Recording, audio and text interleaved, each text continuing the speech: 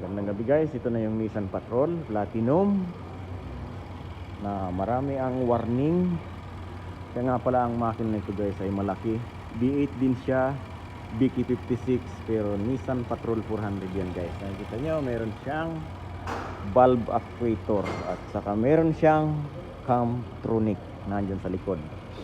Yan, meron siyang bulb actuator. Yan. Ngayon,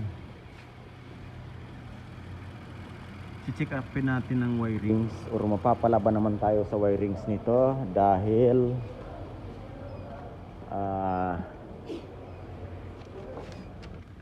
ito ang lumabas. Ayan na. Yung lahat ng lumabas dyan, yung sa deep lock, sa 4-wheel drive, tapos itong sa ABS, magkakasama yan. Ayan, ito ang kanyang trouble code guys na ating aayusin.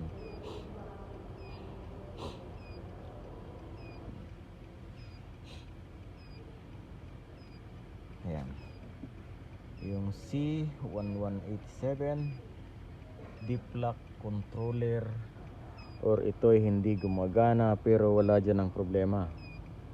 Ayan, wala dito. Ngayon, nakikita niyo yan, dami. Kahit i-erase natin yan guys, ayan na, patayin muna natin para ma-erase natin. Ayan, i-erase natin yan guys. Ayan na.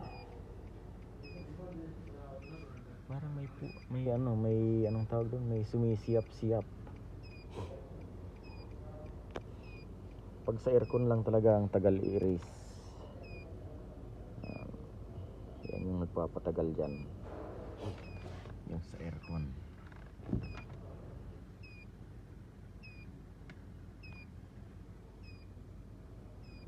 Parang may sisiw sa loob. Ano kaya yan?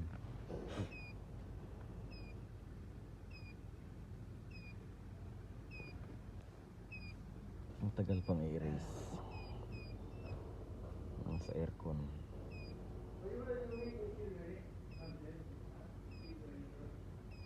Ay nako, ayaw ma-erase yan. Ang tagal pag ganyan. Mainit. Ayan, tingnan nyo.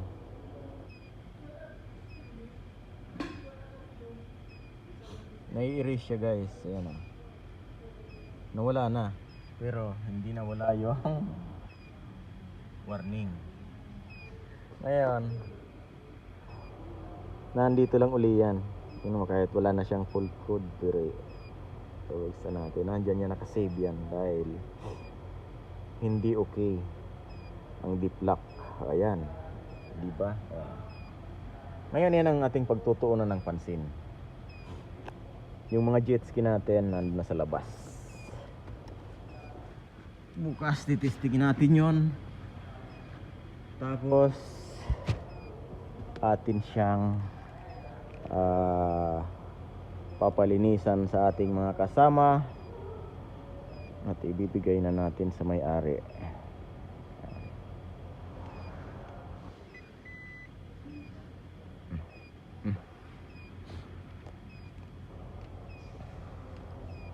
Patayin muna natin at atin siyang uumpisahan na. Ayan. Kaya nga pala, paano ko nasabing dito yung tinuturo ng computer pero hindi ito ang problema. Ganito kasi yan guys. Ayan, tingnan nyo, nilagay natin sa neutral, nag-i-engage siya oh. Oh, nakalabog siya, nagre-release. Ayan, nagre-release siya, nag-auto, nag-4H high, tapos nag-4LO. Ayan, pero wala siyang nag-i-indicate dyan.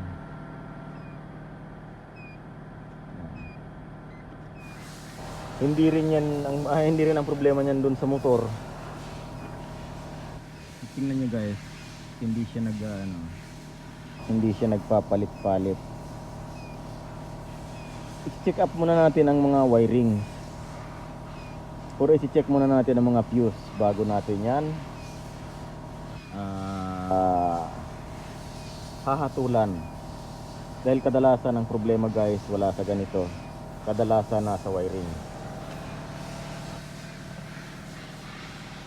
Yan. Patayin natin. Sara muna natin.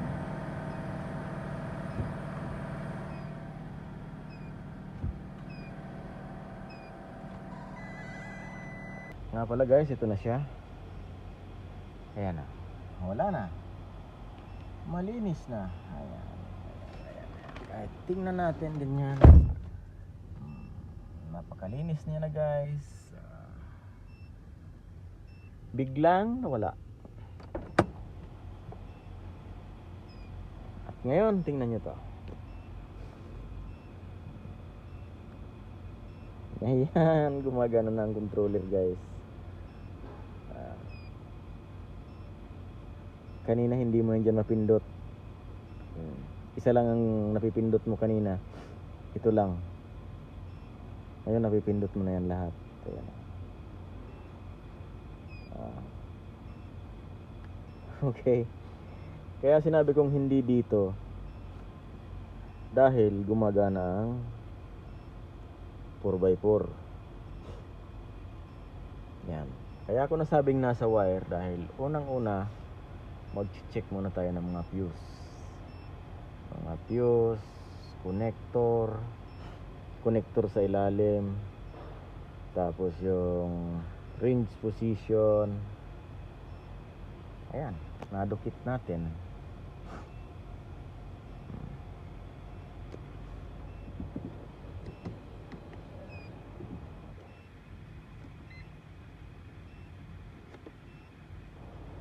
Ayan, lumalagatok.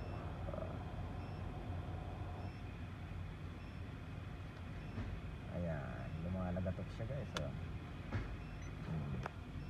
Sara natin para makita natin kung nagpo 4-wheel drive ba siya.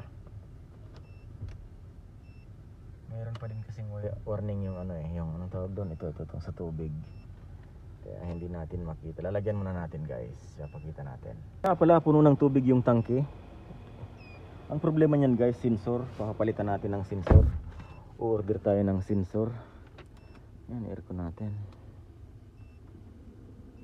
Mag-aircon tayo. Mainit-init na.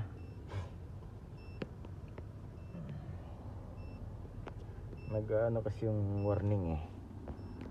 Pero kung titingnan nyo, ayos na yan ah.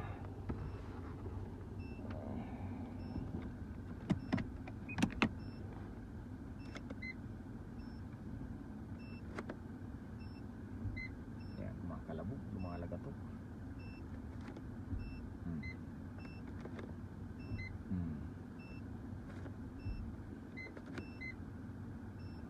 Tapos dito may adjust mo na siya.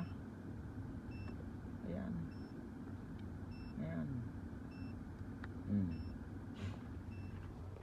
Pakita natin guys kung saan natin nakuha ang problema. Ayan.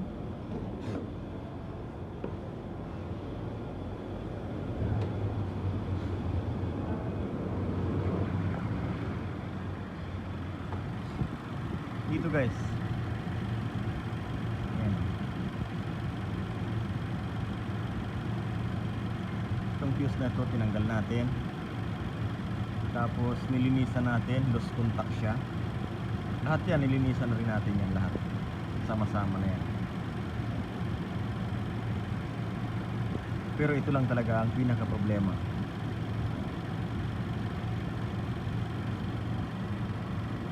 Tapos isa pa yan. Okay.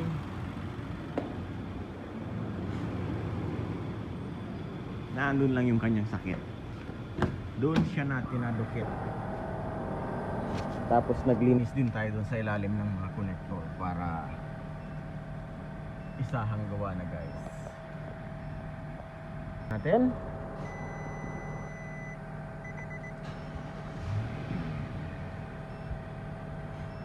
Okay. Ah.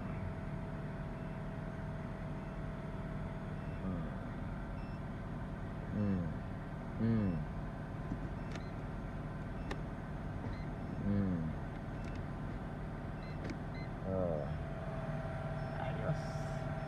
Four wheel natin. Ayan. Traction off na siya. Dahil naka four wheel. I-release natin. Ayan. Nasa auto na tayo. At ito ulit, dudukitin natin. Snow. Snow. Ayan. Sa buhanginan. Ayan. On road. Wala na. Nakalagay na warning sign.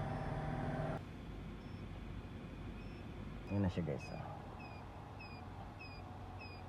Ayan. I-four wheel drive natin. Ay nakaparking. Ito neutral natin guys. Ayan.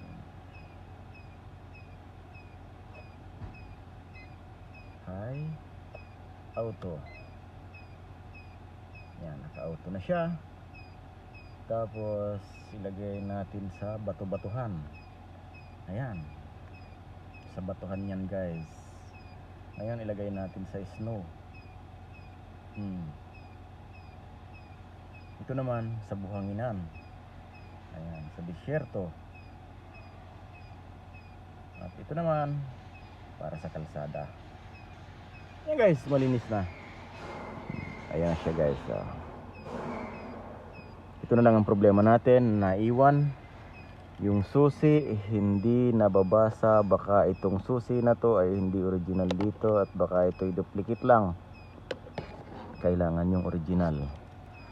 Pag ito ang original, ang problema niyan guys, yung antena, remote antena, hindi gumagana or baka tanggal ang connection. Titingnan natin bukas dahil ano tayo, uwian na. Ayan na siya guys 4XI 4LO. Okay, balik na natin sa original. Tapos uuwi na tayo bukas naman ito. Parking. Shut off engine. Bye bye.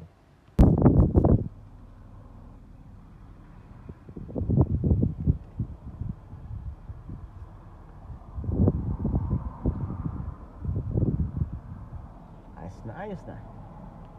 Yan.